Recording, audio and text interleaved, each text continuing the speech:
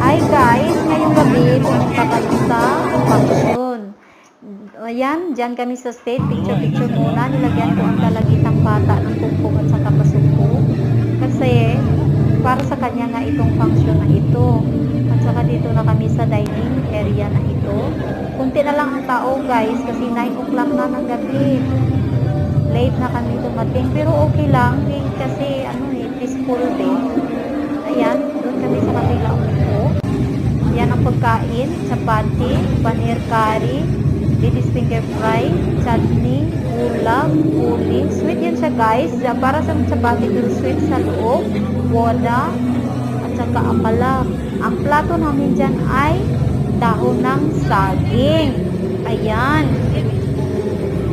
Ayan guys. Ayan, may green rice pa guys. Dami ng pagkain. Thank you for watching.